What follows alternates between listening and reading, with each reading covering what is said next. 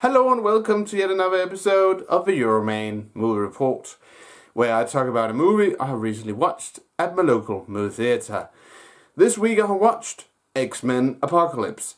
X-Men Apocalypse is the 8th movie set in the Marvel X-Men universe, because, not the cinematic universe, because the movie rights for the X-Men characters are leased out to 20th Century Fox, so they are like a standalone Marvel universe. In this movie, once again, we have Bryan Singer at the helm as the director, and the movie begins after Days of Futures Past, and we see Egypt some thousands of years ago, where there's this ceremony at this huge pyramid where there's supposed to happen something, and we are introduced to Jason Isaacs' character Abin-Sur.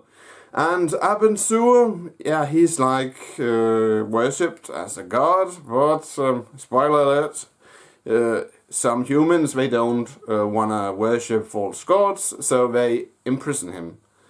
And fast forward to present day, which is in this movie the 1980s. And we once again have James McAvoy as Professor Xavier, and he has this school, you know, the school for the gifted youngsters.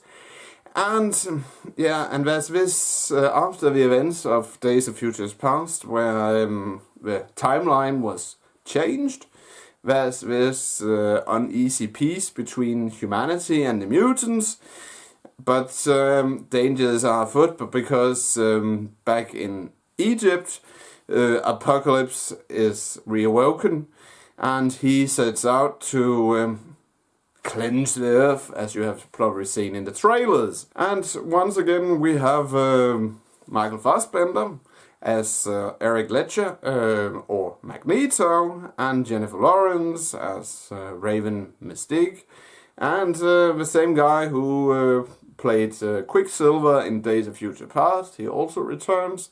And we are, in this movie, reintroduced to some of our favorite characters from the old X-Men trilogy, like Kurt Wagner, you know, the guy who is blue in the face and who can teleport. And we also see Storm in a younger, not Halle Berry edition. Yeah, and there's also a reimagination of Angel. You guys, of course, remember that in the terrible X-Men Last Stand we also saw Angel, but here Angel comes to his full potential, in my opinion.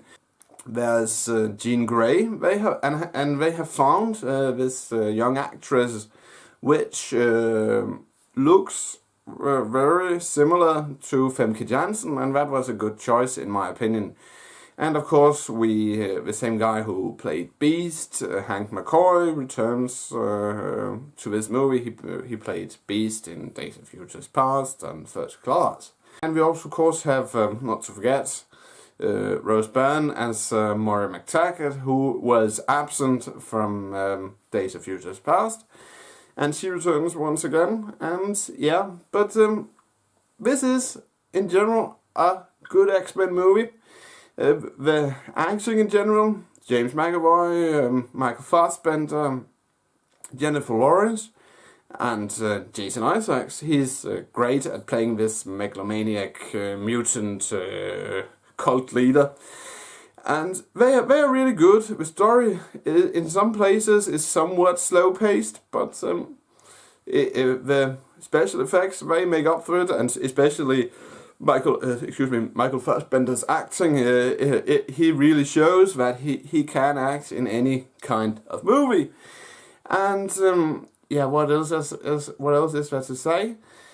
Yeah, I was entertained. I watched it in 3D. It looked like some of the scenes, I don't know, were converted into 3D, and others like they were filmed in 3D. But The 3D in general was okay. The movie, of course, sets up for a sequel because, and here's a spoiler, of course, if you sit through the credits, there's this scene because we are of course introduced to, or reintroduced to Wolverine, because we see Colonel strike his compound where Logan is turned into Wolverine, and after the credits of the film, we see some commandos raid this abandoned facility, and they have emblems on their clothes where it says Essex Corporations, and that of course refers to Mr. Sinister. Of course, he will be the main bad guy in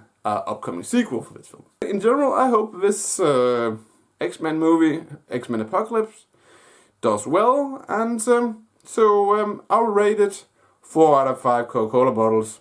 That's it, Euroman of Euroman's Movie Report. Thanks for watching, and don't forget, if you like this movie talk / movie review, please give it a thumbs up. And if you want to watch my previous reviews / movie talks, you can click a link in the description. But have a pleasant weekend, and I will return next week with a review / movie talk of Warcraft. But until then, thanks for watching. Bye for now.